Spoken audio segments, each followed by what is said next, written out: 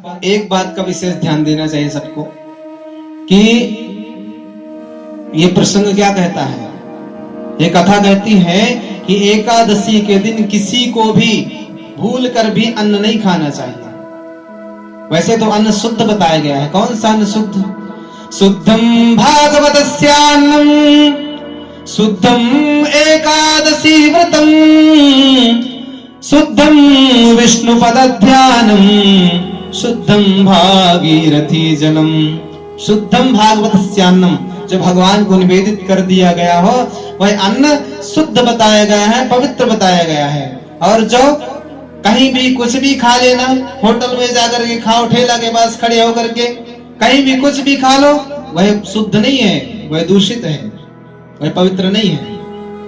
पवित्रता और शुद्धता और स्वच्छता में बहुत अंतर है, फर्क है। वो पवित्र नहीं है। स्वच्छ जरूर दिखाई देगा, सुंदर दिखाई देगा, लेकिन पवित्र नहीं है, दूषित है। इसीलिए भक्तों को कहीं भी कुछ भी नहीं खा लेना चाहिए। और वैसे जो भगवान को निवेदित कर दिया गया हो वह शुद्ध हो जाता है। लेकिन एकादशी का जो महत्व है, एकादशी में भगवान को भी अन्न का भोग नहीं लगता है, इसलिए अन्न नहीं खाना चाहिए। क्यों नहीं खाना चाहिए? क्योंकि अन्न में पाप का वास होता है। एक बार एकादशी व्रत आया और सभी पाप दौड़ते दौड़ते, कांपते कांपते, थर्राते हुए गए भगवान के पास। कहते हैं, हे प्रभु हम कहाँ जाएं?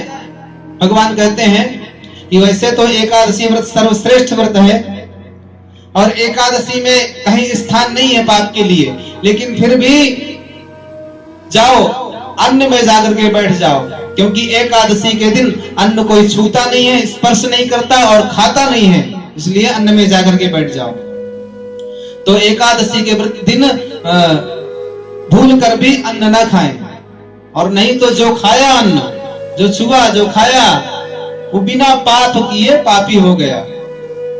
स्वर्णस्तेयम गुरुवांगनागमन, गौ हत्या और मदिरापान आदि, मलिनीकरण आदि जितने भी पाप हैं, सभी पाप उसके ऊपर चढ़ जाते हैं। इसके लिए इसलिए एकादशी के दिन विशेष करके अन्न ना खाएं। भगवान इतना सुंदर सुंदर फलाहार दिया है, फलाहार करिए और आनंद से भगवान के भक्ति में भगवान नाम जप करिए और भक्ति करिए भगवान की, क्योंकि भक्ति सब कुछ प्रदान करने वाली है।